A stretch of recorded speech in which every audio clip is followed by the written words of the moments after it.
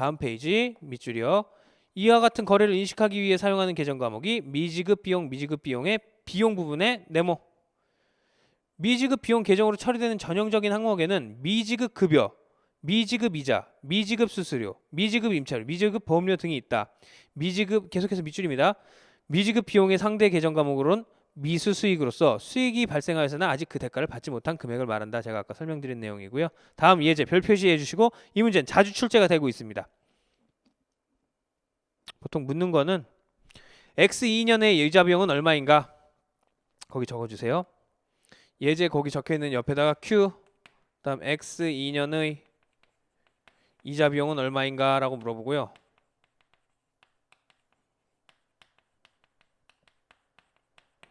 또는 X 1년의 이자 비용은 얼마인가 이렇게 물어봅니다. 한번 문제 보도록 할게요. 자주 나와요. 주식회사 3일은 7월 1일에 용산은행으로부터 10만원을 1년간 차입하였다. 자, 집중합시다. 3일이에요. 3일은 7월 1일에 용산은행으로부터 은행 가서 10만원을 1년 동안 빌렸어요. 언제요? 7월 1일. 1년 뒤에 10% 이자와 함께 원금으로 상환하기로 한 경우 10%면 얼마예요? 10만원이네요. 이자와 원금으로 상환하기로 한 경우 7월 1일, 12월 31일 그리고 다음에 돈을 갚는 1년 후 6월 30일에 회계 처리를 하래요. 자, 7월 1일부터 한번 해봅시다. 7월 1일 나는요 은행 가서 돈을 빌렸어요. 얼마요? 나는 주식회사 3일인데요 용산은행으로부터 10만원 빌렸네요. 어찌됐든 간에 내 주머니에 10만원이 들어와야 되는데요. 자, 10만원 들어오는 거 먼저 해볼게요. 팩트부터 볼게요. 나는 용산은행 가서 10만원 좀 빌려주세요. 1년 후에 내가 이자 10%랑 같이 드릴게요. 죄송합니다. 10만원이니까 이자는 만원이네요. 만원과 함께 드릴게요 라고 해서 10만원을 받아왔습니다. 어찌됐든 간에 우리 회사 안에 현금 10만원이 들어오니까 기분 좋으니까 차변에 10만원 적어주시고, 나 이거 어떻게 빌린 거예요? 어떻게 생긴 거예요? 차입해서 사온 건 거죠. 그리고 1년 뒤에 갚기로 했으니까 차입은 기간은 1년 이내네요. 결산일에서 봐도 1년 이내겠네요. 그러면은 차입금은 차입금인데 10만원 단기예요, 장기예요? 단기겠죠. 자, 12월 31일 날 됐습니다. 나 아무것도 일어난 일은 없어요. 하지만 지금까지 내가 은행으로부터 돈을 빌렸던 게 있었어요. 빌려왔던 게 있었기 때문에 그것 때문에 이자는 돈 갚는 날 하루 발생하는 게 아니라 내가 돈 빌리고 있는 기간 동안 계속 발생을 했어요. 만원을 1년 그러니까 1년 지나서 6월 30일 날 갚을 거였는데 이 만원을 지금까지 그 중에 5천원만큼은 썼어요. 5천원만큼은 발생을 했어요. 근데 아직 내가 돈을 주지 않았을 뿐이에요. 아직 지급하지 않은 이자가, 즉 아직 지급하지 않은 비용이라는 부채가 발생을 했어요. 얼마만큼? 만원의 반만큼은 썼잖아요. 5천원. 이게 왜 발생을 했던 거예요? 나 이자, 지금까지 이자 5천원 발생을 한 거죠. 비용이니까 이자 비용이라고 적어주세요. 이자 수익도 발생을 할 수 있습니다. 비용입니다. 자, 그리고 이제 6개월이 더 지나가지고 6월 30일에서 이제 돈 갚을 때가 됐어요. 나 6월 30일에 돈 갚아야겠죠? 어떻게 해요? 10만원 갚아야 되고요. 원래 빌렸던 돈. 그리고 10% 이자인 만원도 갚을 거예요. 먼저 10만원 먼저 줍시다. 내 주머니에서 10만원 빠져나가니까 기분 나쁘니까 현금 대변에 10만원. 이게 왜 나간 거예요? 단기 차입금 갚은 거죠? 갖고 와서 씁니다. 단기 차입금 10만원. 그리고요, 나 갈라고 딱 이러니까는 은행이 뒤에서 딱 목덜미를 잡습니다. 야, 이자도 내야지. 알겠어요 하고 이자를 줍니다. 이자 얼만데요? 만원 줘야죠. 아, 현금 또 만원 줍니다. 현금 만원 하고 이자 때문에 나갔으니까 이자 비용으로 만원을 적으면 안 되죠. 나 6개월 전에 12월 30일에 5천원만큼 미리 잡았잖아요. 그러고 나서 올해는 이자는 6개월만 썼잖아요. 올해. 그럼 올해는 5천원을 적는 거예요. 그럼 이거 차변이 대변 안 맞는데요. 그때 갖고 와서 쓰는 게 이때 미리 울어던, 미리 마음 아파해둔, 미리 내가 미안해하던, 갚아야 될 거라고 미리 마음 졸이고 있었던 5천원만큼을 지금 갖고 와서 씁니다. 5천원은 그때 내가 12월 말에 아무 일도 없었지만 내가 혼자 적어놨잖니. 내가 5,000원만큼은 아직 지급하지 않은 이자, 아직 지급하지 않은 비용으로 5,000원만큼 잡아놓은 걸 이때 갖고 와서 씁니다. 그러면은 6개월 쓴 1년 차에도 X1년에도 5,000원만큼 이자 비용, 6개월 쓴 X2년에도 이자 비용 5,000원만큼 발생하는 게 합리적이겠죠. 네, 옆 페이지 133페이지. 이번엔 예제가 좀 많아요. 하나하나씩 여러분들 설명을 드리기 위해서 예제가 잔뜩 배치가 되어 있습니다. 자, 상거래에서 미리 받은 계약금하고 선수금이네요. 미리 받았으니까 계약금만큼 기분이 또 좋긴 하지만 난 그만큼은 나중에 잔금 받을 때는 못 받죠. 서비스 해줘야 되는 거죠. 그만큼. 그래서 부채가 되는 겁니다. 문제에서는 계약금을 주었다 또는 계약금을 받았다라고 해서 문제가 나옵니다. 한번 보도록 할게요. 다음 거래를 주식회사 3일과 용산의 입장에서 분개를 하시오. 3일 입장에서만 분개하겠습니다. 주식회사 3일은 주식회사 용산에 10만원의 상품을 매출하기로 했어요. 3일이 용산한테 팔기로 했어요. 얼마? 10만원짜리 상품을 매출하기로 약속을 했어요. 나중에 10만원짜리 매출에 현금 3만원을 계약금으로 받았대요. 현금을 계약금으로 받았대요. 후일 상품을 인도하고 잔액 7만원을 현금으로 받았대요. 이거 분개해 볼게요. 자, 3일이랑 용산이랑 만났어요. 3일이 용산한테 물건을 팔겠대요. 10만원어치 물건 팔 건데, 아니죠. 용산이 10만원어치 물건 살 건데 이래야죠. 팔 건데가 아니라 살 건데 해야죠. 살 건데 내가 지금 계약금으로 3만원 걸어놓을게 라고 이야기를 합니다. 그럼 나중에 7만원만 내면 되죠. 이해되죠? 3일 입장에서 3만원을 받아요. 일단 계약할 때.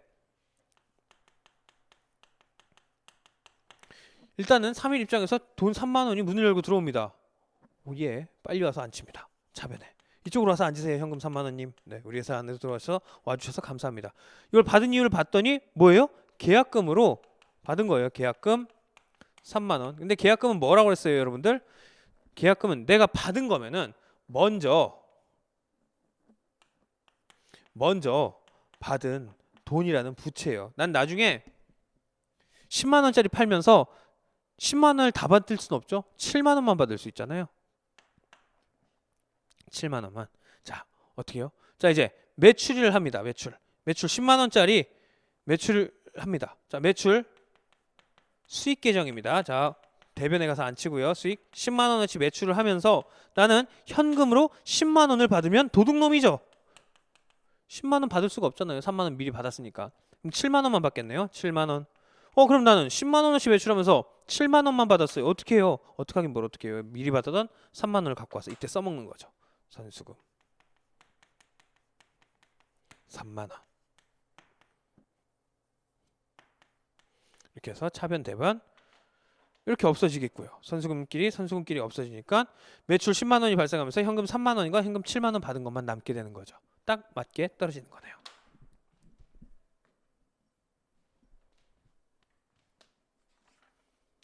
자, 다음은 반가로 6번 선수수익입니다. 옆에 먼저 받은 수익이라고 적어주세요. 선수수익, 먼저 받은 수익.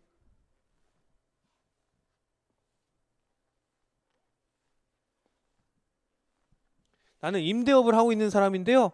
수익금을 먼저 받았어요. 무슨 말이에요? 난 그때 우리 앞부분에서 말씀드렸던 1년치 걸 미리 받은 거예요. 그 중간에 또 어디에요? 12월 30일이 껴있는 거죠. 자, 밑줄 치고입니다. 선수수익은 일정 기간 동안 계속적으로 용역을 제공하기로 약정하고 수취한 수익 중 차기 이후에 속하는 금액. 밑에 네모박스 별 표시해 주세요. 무슨 말인지 모르겠지만, 자, 선급비용이랑 선수수익이랑은 반대된다는 소리예요. 자, 밑에 예제에 별 표시 3개 해주시고요.